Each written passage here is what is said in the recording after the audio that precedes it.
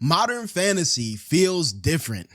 Video by 𝙏𝙖𝙡 Talks Anime. For a vast majority of my life, I've kind of hated high fantasy. A mix of oversaturation and uncreative spin-offs really soured me on the genre.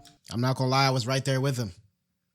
I don't think I ever enjoyed a high fantasy or high fantasy adjacent property / IP until, no, that's cap.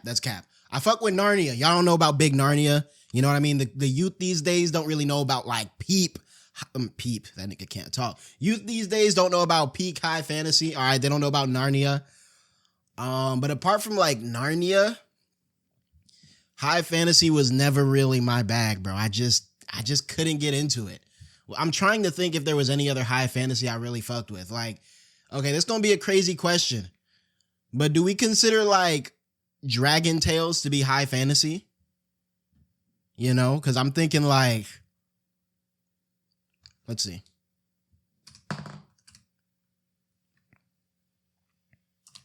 Let's see the vibes we get.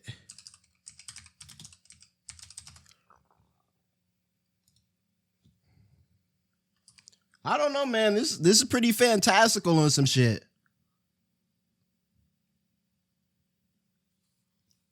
This is pretty fantastical. I'm not gonna lie. Growing up, I used to have the biggest crush on her.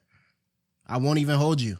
I used to, you know how they had to do their little chant to go into the Dragon Tales verse? I used to do that chant like on my own in my bedroom, praying I got teleported to the Dragon Tales verse, bro. I never got teleported to the Dragon Tales verse. Anyway, yeah, I was never really a high fantasy guy. A lot about it just didn't appeal to me. And it wasn't really until anime and isekai and anime's take on high fantasy, Black Clover. It wasn't until that that I kind of really started to enjoy fantasy stories. I was never really able to get into Lord of the Rings. You know, I know a lot of people love Lord of the Rings. That was never my bag. It wasn't really until I got into anime and then D&D that I really got into high fantasy. But yeah, before anime, high fantasy was never my bag, not at all.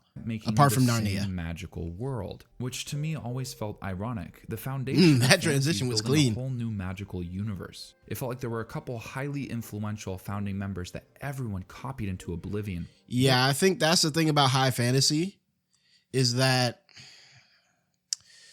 I mean, I'll say this, okay? You're going to find more creative fantasy works in the West than you do in anime. And I think that's because the West has already become accustomed to like the Tolkien-esque vibe. And so you kind of got to do more with that vibe to impress people. You know what I mean? Where like in Japan, and it's starting to get oversaturated now. Like we're just now reaching that saturation point. But in Japan, the whole idea of high fantasy, like this shit right here, right? It looks European as hell. It looks Western as hell. And it feels foreign the same way that like, you know, JJK and the mythology of that story or the mythology of your average anime story feels foreign to us. But yeah, I have always, well, I'll say this. I originally disliked the fact that all high fantasy kind of like played with the same tools and like played in the same sandbox and looked the same. But as I have gotten older and as I've gone through more of these stories, you know, shit like ReZero, like Frieren, Witch Hat, I would say almost, well, we'll talk about that in a sec. But the more I consume these stories, the more I appreciate the fact that they play within that same sandbox, because I think it does take a certain type of skill to have like this limited box that you're working in, right?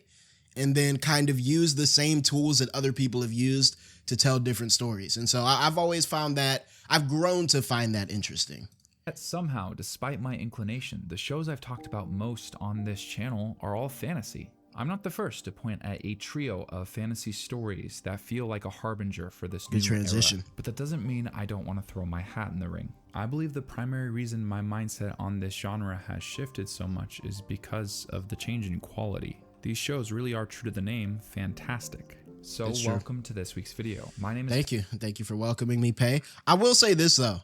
I do... In my mind, I don't know, and maybe y'all agree or disagree, I don't put Witch Hat in the same high fantasy box that I put Frieren and Dungeon Meshi in. right? Like if we look at Dungeon Meshi, okay? Dungeon Meshi is literally straight D&D. That is Dungeons and Dragons, you know, popped out of the manual, the 3E manual, whatever you call it. That is Dungeons and Dragons taken out of the manual, and boom, you know, it's just right there. Now its take on that sort of vibe, that aesthetic, its take on that sandbox, as I said earlier, is very unique, right? You know what I mean? But it's not, the core ideas aren't anything new, and that's not a bad thing, right? Frieren, I would say, is like one step further along the originality line, right? Like it's very clearly inspired by that Tolkien-esque D&D sort of vibe, but it does kind of dip into its own lore and mythos and mythology, kind of. Like Frieren demons are, I think, kind of distinct, and we'll talk more about demons later in Frieren. I don't know if I like them or dislike them. I've grown to dislike them more than I've come to like them, actually, but we'll talk about that more later. But a lot about Frieren feels at least slightly distinct from, you know, how shit works in like D&D Tolkien. And I think that's mainly the way they build their magic system to kind of function as an analog for science to a degree, right? Where a lot of like traditional fantasy stuff just kind of makes it arcane and just says like that it is what it is. And then I think Witch Hat Atelier is like one step above Frieren in that vein, in that Witch Hat, you know, very clearly draws from like an aspect of that fantasy vibe, right? You know, the fact that there's mages. But it feels like it's just like fantasy mages plopped into the real world circa, I don't know. Do they have guns in Witch Hat? I feel like witches wouldn't be acting the way they do if they had guns. So let's say circa like 1400. I'm not too good with history, right? But Witch Hat feels like, one, magic feels like even more of an analog for science. And then two, it just feels a bit more original. The way they play with their magic is more interesting to me. And again, all these stories have their merits, and the way they choose to use fantasy is interesting in all three of them. I just feel like it's like three different iterations of divergence from that typical core fantasy idea. Hey, and today we're talking about Witch Hat Atelier and the modern fantasy revival. I get a lot of requests to talk about specific stories, but there's been one that seems to be above and beyond the rest. As of recording this, April 6, 2026, Witch Hat Atelier has released its first 2 episodes. And okay, so this was a while ago. The trailer Excuse me. It's immediately breathtaking. It's actually even inspired a series I plan to do in the future, exploring step by step the components that go into a visually stunning anime. But before that, today I want to focus on giving Thank you for the show's blessings. release its flowers. With all the hype I've seen surrounding the release of this story, it somehow really met those expectations. Yeah, I will say, I like to go back and read what people say about, you know, adaptations before they even like come along, right? You know, I like to see what the manga readers were saying, you know, before the show was bought to anime, before it was bought to animation. And there was a large swath of Witch Hat Atelier fans, and I can't be mad at them, because if you look at the manga for this shit, like if you think the anime is gorgeous, it is in its own specific way that's particular to anime. But if you look at the manga's on like some whole like different shit, bro. Because you got to think about it, right? Witch Hat, you know, it has themes that involve like art, drawing, those sorts of things, right? And so, you know, they kind of tie that back into the manga. But I want to give the anime its flowers, because there were people, and I can't be mad at them, but there were people genuinely wondering like if this shit could be adapted, right? If there could be an adaptation that lives up to the manga. Now, I don't think the anime, from what I've seen, I've only seen like first 2 or 3 chapters of the manga. I don't think the anime 100% lives up to the manga, but that's more of like a medium-based thing, right? There's certain things that you can do on paper, especially when you have a story that's so involved with paper and ink, that you can't do on the screen. With that said, there's certain things you can do with anime that you can't do in manga, music, voices, you know, a lot of tonal stuff, and just making the vibe of the show more like easier to pick up on. And so I'll give the anime its flowers. Like it met the manga and the author / illustrators, I'm gonna say genius, and I don't use that word lightly, but I think it fits here. It met that genius at a very close, similar, if not equal level. In the past, when I've talked about magic in media, I very often have reduced it to power systems and structures. Remarkable tools that give protagonists the means to fight even worse villains. Man, my girl Freeman was broken as shit. One of Magic's strongest influences in any...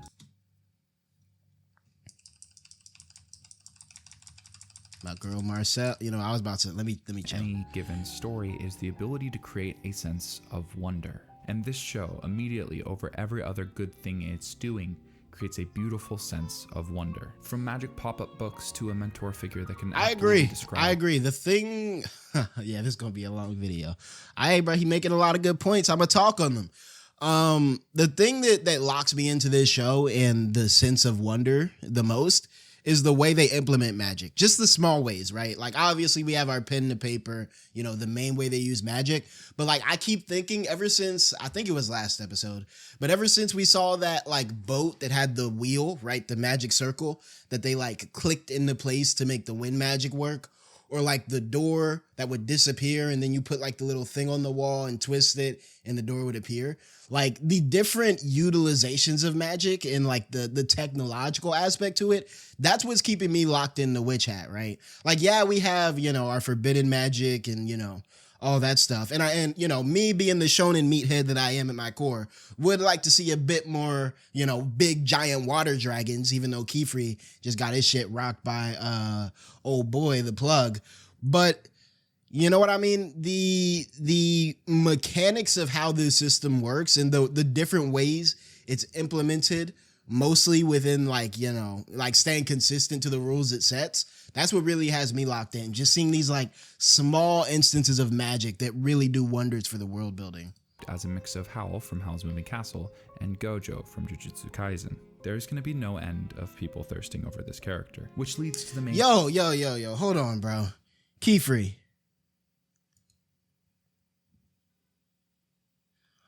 I'm not gonna lie, Keyfree shit kind of fat, boy. Like when you really look at like the angle. All right, let me chill. People thirsting over this character, which leads to the main question I'd like to explore in this video. What makes modern fantasy so appealing? How have Frieren, Dungeon Meshi, and especially Witch Hat Atelier done it so right? Okay, today's video is brought to you by Skill. Shout out Skillshare, man. To Hayao Miyazaki and Ghibli films. Maybe it had something to do with the styles while watching. Now back to the video. Something I noticed multiple times while watching these first two episodes was how much I found myself comparing Witch Hat Atelier to Hayao Miyazaki and Ghibli films. Okay, that's like my anime blind spot, bro. I have seen one Ghibli film in earnest, and that was fucking Porco Rosso, bro. It's about like a pig dude who falls in love with a human lady and like he flies planes and shit. And it was all right. But like Ghibli is like my blind spot, right? Like I tell myself I'm gonna go through the Ghibli catalog one day. No, that's not true. I've seen 2 Ghibli movies. There was one my girlfriend put on one time. It was just about like a girl. Like it was weird. It was one of their more niche ones. And it was just about like a girl like living life on the low. It was weird. I mean, it wasn't bad. It was beautiful. But it was just like very slice of lifey. I had always associated Ghibli as like sort of like, the Eastern Disney, very supernatural. But this movie, it had some supernatural elements, but it was mostly just normal, But yeah, Ghibli is my blind spot. All right, I'm going to tap in one day. But I can't, I can't speak towards how this series might or may not be like some Ghibli shit. Maybe it had something to do with the style of expressive animation or the nature of the story in following a young, charming female protagonist being thrown into a magical world. There are multiple reasons why I think that comparison kept popping up for me, but at the forefront is the way both Witch Hat Atelier and Miyazaki use magic to evoke a sense of wonder. I mean, Look at the colors and lighting used in this flashback. I will say, right, and I do believe, even if I haven't seen the movies, right, I mean, I haven't seen the movies, but I've seen the movies, you know what I mean? Like, we've all seen Ghibli clips at the very least. You know what I mean? I say Ghibli, you think of fucking bacon and eggs in a pan or whatever, right? I will say Witch Hat is probably as close as you'll get to TV production anime being at that Ghibli level, bro. Like I am like Witch Hat and like Frieren too, but Witch Hat in particular, I am stunned by how beautiful like each episode, you know, it doesn't really have those like little mini drops and sacrifices that a lot of anime have. And I'm not mad at those drops and sacrifices, right? I don't expect every scene to be like hyper detailed and whatever. But like the fact that we so consistently see like close-ups in Witch Hat, where we see light reflecting off of single strands of hair with like accurate physics and shit.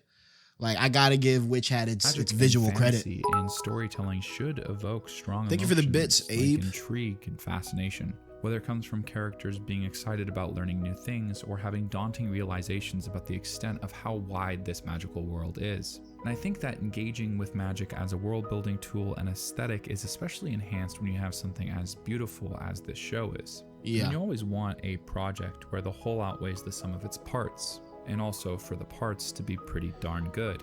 I will say too, another thing that Witch Hat does well is that, you know what I mean, in a lot of series, magic is kind of taken for granted, right? Especially fantasy series, right? A lot of fantasy series just, boom, this is magic. It exists in our world. And you know what I mean? It is what it is. You know, it's just a fact of the universe. And I'm not mad at that. That's just kind of part of like the fantasy formula that we've all grown used to. But I do commend Witch Hat. And this is why I say it's kind of like a step closer to the original sort of direction than like the fantasy prototype. Like, you know, Witch Hat clearly put thought into their characters and, you know, the world building and so on and so forth. But if nothing else, you could tell a lot of thought was put into this power system. You know, a lot of thought was put into this power system and how it stretches out and affects the rest of the world. It almost feels like I wouldn't be surprised if the author came up with the idea for the power system and then the idea for its uses and then the world and then the characters. You know what I'm saying? Like personally, when I'm thinking about storytelling, I'm thinking about like, okay, what am I trying to say? Narrative. Okay, then I'll start thinking of characters. Then maybe I'll start thinking of a power system. I'm not like, I like power systems, but the more I think about it and the more I write, I realize I don't really care for power systems that much. It's whatever. You know what I mean? But you could tell the power system and its functionality and its mechanics are the core to how this story was written. All three fantasy I think that adds to the intrigue. 𝙏𝙖𝙡𝙠 and Hat Atelier have fantastic scores, strong art direction, beautiful animation, and more than anything, a magical world that plays into all of those things. In all media, there tends to be trends, and it's very common for them to eventually oversaturate themselves. And while I think we're far from the most prominent pop culture trends right now, these kind of edgy shonens in JJK, Chainsaw Man, and Attack on Titan disappearing, I do think that the stories I'm talking about today are kind of a response to that. These somewhat wholesome slice of life fantasies, ones that don't necessarily shy away from action or remove it completely, just don't make it the priority. I could see that. I think one thing that you kind of have to make some concessions, you know what I mean? Like, one thing that these stories all do well, I think all these authors are very, very aware of the mainstream anime audience, right? I was reading something from the author of the Apothecary Diaries, and I believe it was a she was saying that she wanted to originally write Mao Mao as a grown woman, mother of 3. And her editor or someone kind of pulled her aside and was like, yeah, no, that's not really gonna, you know, attract that much of an audience, or it'll be much harder to attract an audience with that story. And so, you know, she kind of made the concession of like, okay, I'll make Mao Mao. From what I read, the reason she made her 17 exactly is because she wanted to make her as close to being in that young reader demographic as she could while like damn near being adult, right? So she wanted to make her as close to an adult as she could without, you know, crossing that line. And I think what Frieren, Dungeon Meshi, and Witch Hat do well, especially Frieren, they kind of TM. I would say Freerun and Dungeon Meshi do this the best. Witch Hat definitely does it as well, though I haven't seen too much from it. They kind of like tease that like mainstream shonen-esque action-based sort of feel, right? You know what I'm saying? Like, I don't think Freerun would be nearly as popular without its action cuts. You know what I mean? And I don't think the action cuts are really core to the story. In fact, I think a lot of the anime action cuts are apparently like, you know, added and not really in the manga. Same with Dungeon Meshi. It's not really core to the story. Dungeon Meshi a little bit more so, since it is about like how we defeat these creatures that they're going after and trying to eat. Witch Hat, I would say, does it the least. I think they do big moments, right? Like, there's a reason the biggest, most viral moment from this season has been Keyfree making a big ass water dragon. Because at the end of the day, the way anime has proliferated, specifically here in the West, most niggas are coming for action, right? And, you know, you kind of gotta like, you kind of gotta like, you kind of gotta like jingle the keys in front of niggas' face to even get them to look at your shit, right? But I think all three of these series toe the line of like, you know what I mean? That sort of mainstream action-based appeal while not really doing that, you know? Major component on why I think Freerun, Dungeon Meshi, and Witch Hat Atelier are so popular is because of how beloved their audience is with the manga. The source material for all three is held... I will say though, I think Witch Hat probably, in my personal eyes, I didn't really see much motion from Freerun before the anime, right? I saw a little bit of people like speculating if the anime would be like that, but I didn't really see much motion. Dungeon Meshi, I think, like, it's in like it's kind of its own little vibe. Like, it has its core audience. I did hear a little bit about it, and then, you know, when it was announced, I think they have a Trigger anime, right? When it was announced they were getting a Trigger anime, it was like, oh shit, like, okay, cool. You know what I mean? So I did see some motion from Dungeon Meshi before the shit. Witch Hat, I think, is coming into their anime with the most emotion out of all three of these stories. That's just me though. That's just me. I will say though, these three respective manga communities are some of the more like chill communities to be in, you know? In high regard. Probably because they're not very fantastic shonen-y. Stories have yet to reach their peaks. So let's start exploring the specifics. What makes this new age fantasy so good? The first obvious place to start is the world and magic. At the center of Freerun's story is her longevity as an elf. The inciting incident, central Look at this old ass nigga Himmel. My fault, Himmel. conflict, and Freerun's entire character arc is built around the apathy that comes from her magically enhanced life. In Dungeon Meshi, we follow a group of adventurers interacting with a magical ecosystem, becoming part of the food chain with tons of recurring themes surrounding the concept of consumption, living in a eat or be eaten world. My favorite storytelling tends to find truths in lies, placing fantastic characters in circumstances that are enhanced by the magical worlds they exist in, where the struggles they face are something that touch on the innate human condition. Yeah, I think... yeah, one thing I will say about these three series in particular, they do use like...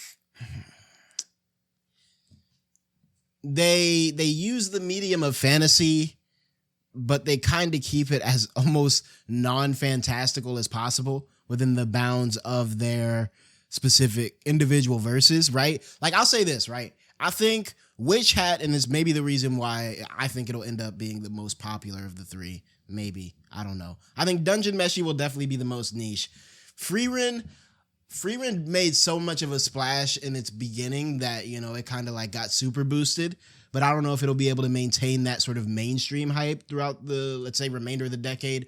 Witch Hat is the most structured story though. We're clearly getting a story of Coco and her goal and her, you know, fight against evil, kind of, maybe. I don't know. It's hard to tell where Witch Hat is going from being an anime only, but it does feel the most structured, right? Freerun feels like semi-structured, and then Dungeon Meshi damn near feels episodic, even though now it's kind of like picking up into a sort of structured, I think they're going to probably build into a more structured ending. Because I remember the end of that first season, it did start to get more narrative. But I think all three of these series, to the best extent they can, don't really get carried by the fantasy the way a lot of like fantasy isekai power fantasy type shit may do. You know what I mean? It's like, yeah, we have these cool fantasy elements here, but at the end of the day, the main appeal in Frieren is Frieren's growth and her journey with her two underlings, right? The main appeal in Dungeon Meshi is the three niggas or the four niggas, or, you know, their little party, you know, going through these dungeons and the interaction between these individual characters, and Marcel changing her hair every episode and a half. The main appeal in Witch Hat, I think uses its fantasy a bit more as the appeal, but even then it's still like, okay, Coco, I got, you know, all these young mages and how they're going to develop into, you know, more individual older mages. At least that's what I expect from it. It's hard to speak on Witch Hat with as much finality as I can in these other shows, just because we're still getting through the first season. But I do think all these series don't get really carried by, you know, the fact that they're fantasy. Applying to the real world despite its total lack of magic. Because emotions, the human experience, the intensity of it all, to me feels very magical. It's like being totally immersed at a concert surrounded by thousands of people, or at a sporting event when something crazy happens. Very rarely do the recordings ever really capture the magnitude of the experience. That's where art comes in, capturing the truth of existence. Yeah. I mean, honestly, if we're keeping it a stack, right? You know, a lot of anime discourse, we could talk about the writing as much as we want, but a lot of it does come down to all three of these shows are like top of their class, best in class, the most beautiful fantasy shows out right now. You know what I mean? A lot of these shows, we wouldn't even be having this dialogue if they had, you know, mid art. And I think that's kind of what it hinges on, is that like the prerequisite to even be in these conversations is you got to have some amazing production work. Once that's out of the way, then we can start talking about the merits of your story. But all three of these series are even in the conversation because they're gorgeous. Manufactured emotional manipulation. In this case, a byproduct of a willing choice to engage in it. Audiences are sitting down and saying, tell me a good story. And magical worlds can be an amazing foundation for good stories. In Witch Hat Atelier, magic is gatekept because when it was used in the past, it was used recklessly. It's taught as something that's only available to those Mama Coco was too fine, bro. Who are blessed at birth. Whereas in reality, anyone with the right tools, skills, and understanding can create their own magic. There's something already inherently fascinating about that concept. Coco, the protagonist, also helps a lot in being incredibly charming, because to me that's one of the most important parts of these magical worlds. How does the magical setting serve the characters? I will say, of all the MCs, if we're looking at Frieren, Coco, and I guess Laios would kind of be the MC of Dungeon Meshi. I would say Coco is definitely the one that's grabbed me the most in terms of pure MC. Frieren is cool, but you know, the whole point of the show is that we're more so at the middle to end of her journey, as opposed to like watching her development as much. Laios is aight, but again, that's not really that type of show where it's very MC driven. Coco is definitely like the one that has me like, okay, what are we going to do with this little girl right here? And their arcs. It's a question that I think every fantastic fantasy story eventually answers, because magic can serve as both an immediate hook and as a central component of exploring the full depth of a fantastic character arc. If you look at the common storytelling structure of the hero's journey, one of the first steps is a character being thrust into the unknown. Discomfort and challenge is not only essential for conflict, but also fantastic for character growth. So take, for example, the inciting incident of Witch Hat Atelier. If you want to avoid spoilers, just skip to this timestamp. Coco is drawn heavily through an intense passion towards magic, but also promises her mother that she won't leave in pursuit of it. However, when she was younger, she received a counterfeit journal from a masked witch, one spreading magic where it's not supposed to go. Slowly dabbling in these forbidden spells, she accidentally casts one that encases her mother in crystal. So there are three aspects of this inciting incident that are really interesting. The first and most important is that these consequences set the story in motion. That nigga Keyfree hands about big than a motherfucker. God damn. No wonder your ass so good at magic, bro. You can cross the whole page in about half a second. Fat hands having ass, boy. Creating a clear A-plot for Coco to learn magic to save her mother. Second, all of these consequences are byproducts of Coco's decision. The same traits that will likely end up drawing us to this character, like the passion and curiosity she has for magic, lead to the downfall of her current that's one thing, and I might make a bigger video on this later, right? But when I was really like, because sometimes I just be sitting here like thinking, bro, like I'm trying to like You know, I look at how these characters are written and try to really draw something from it and learn something from it. Coco is almost written more like a villain than she is a hero. And here's what I mean by that. All right. I don't mean like her disposition, her personality, anything like that, right? But the thing about Coco that I realized, well, first it came with me realizing that the same thing I loved about Coco was also kind of like her major character flaw and the same thing I hated about her, right? Her passion for magic, her enthusiasm, her, you know what I mean, like bounciness, that same thing when twisted the wrong way ends up in positions like what's on your screen right now, right? She ends up making reckless decisions and boom. You know what I mean? And if you're trying to write a good villain, one thing that like you have to be very, very cognizant of is like, obviously your villain is going to be flawed, right? Because that's most of the time the point of a villain, right? They have some idea that's fundamentally or morally flawed that they have dedicated themselves to. However, a lot of times to make a charismatic villain, you have to have this flaw also be kind of like enjoyable, right? So you think about like, I don't know. You think about, I'm trying to think of a villain and I'm blanking. You think about, let's just go Sasuke, right? Let's keep it basic. Let's go Sasuke. You think about Sasuke, right? His drive, that same drive for vengeance and change that is admirable, or Pain. You can look at Pain. A lot of Naruto villains use that same formula. But that same drive that makes Madara, that same drive that makes them admirable is the exact same thing that's their flaw, right? Like you look at Madara, a lot of niggas come out of Madara's speech being like, yeah, bro is kind of right. Bro is, you know, he's kind of spitting.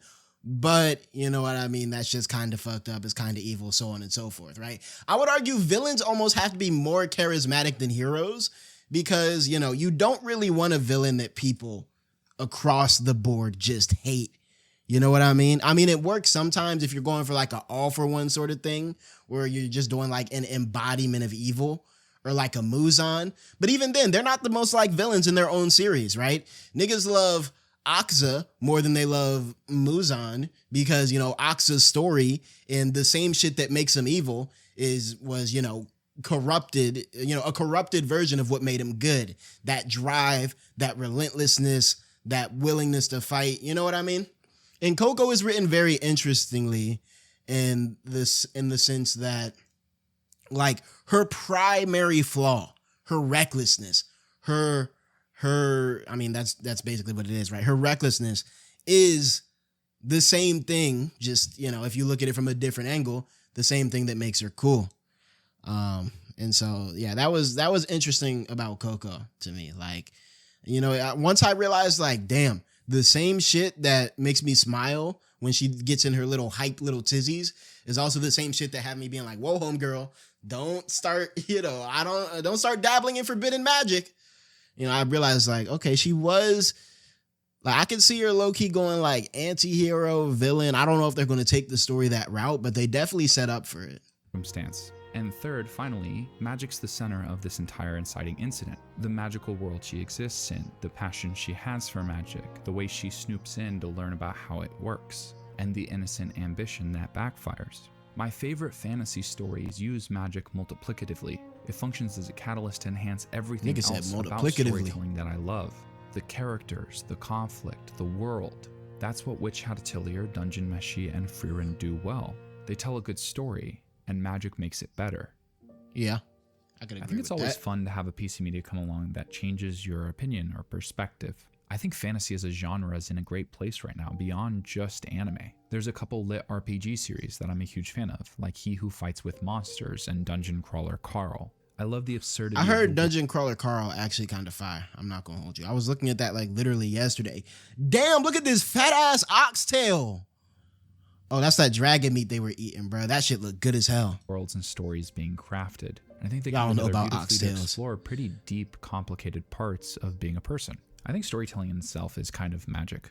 It's definitely a melodramatic claim, but I think it's fantastic that we get to step outside of our own shoes. Our lives are so dominated by our own perspective. I distinctly remember an experience in middle school that I think a lot of people have, probably much sooner than me. that every Aight. car we pass on the freeway or person riding by on a bike has their own unique life. With Yeah. I mean, that shit, I do think about that. Like, yo, there's so many intersecting plot lines going on in IRL, bruh. Like, I'm not gonna lie, bro. Some of y'all niggas need to lock in, bro. You want your whole plot to be you waking up and cranking your shit every day and not doing nothing productive? Just in bed smacking your shit? That's your plot? If that was a manga, you would read that shit? Come on, bruh. Tragedies and triumph, love and hurt. The billions of people that walk this planet have unique experiences that are dominated by their own perspective.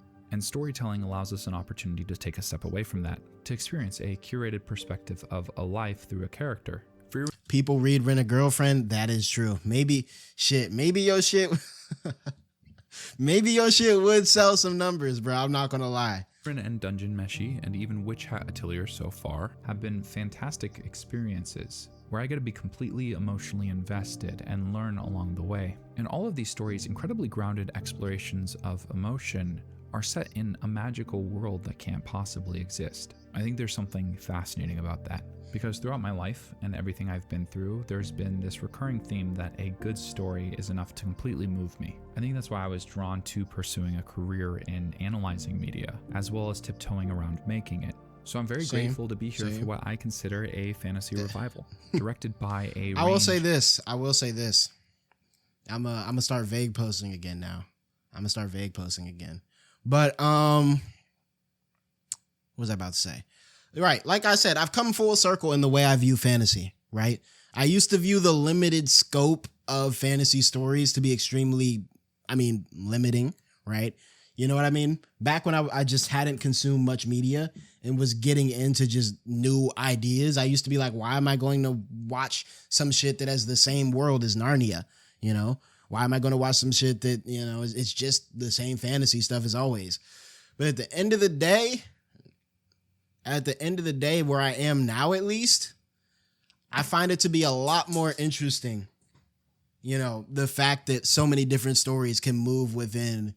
It's like giving someone a box of Legos, right? You and I can have the same box of Legos and make two entirely different creations. And I find that to be very interesting. And I'm at a point now where, and I don't know if I've told y'all this yet, I've hinted at it. I'm going to, keep vague posting. But the one shot that I am working on actually is very high fantasy-esque. I think just pumping Frieren and Witch Hat and Dungeon Meshi into my brain back to back to back did get me in that sort of vibe. And so, that's where I'm at now with the one shot. That's the last vague post for the next until that shit is done. Of different fantastic stories. While this video wasn't completely dedicated to Hat Atelier, I can't wait to see more. Thank you for watching. That was cool. Now the big question becomes, one has to go, Witch Hat, Meshi, or Frieren? Which one is going? Meshi. Ooh. Interesting, no one's saying Witch Hat. I mean, it is a Witch Hat stream, so it's probably attracting a certain type of person, right? But I do find that interesting. If you asked me this at the beginning of the year, it would have been an easy Meshi. However, Frieren Season 2 made me realize some particular misgivings that aren't that serious that I have with the show that has kind of bumped it down off the glazed pedestal that I held it in my head as. But for now, until we see that second season of Meshi, I'm gonna have to say Meshi. What were your issues with it? Nothing serious, but one, I realized how much the story for me was carried by that 0.001% peak visual production. Where okay, you have season 2 that looked like slightly worse. Didn't even look bad. Just looked like slightly worse. I was kind of like, this doesn't feel the same. Which again, that's because I had it on a glazed pedestal in my head. And then 2, the demons. The more I interrogate the idea of demons, when I first saw it, I was like, oh, okay, we have this creature that's just inherently evil. That's kind of cool. You usually don't see shit like that. And it was a cool as a gimmick. But when we're reaching our 3rd or 4th enemy, that's kind of like, yeah, I do evil because I do evil. It's like, okay. I was hoping for a little more. Those are my 2 major misgivings with Frieren right now.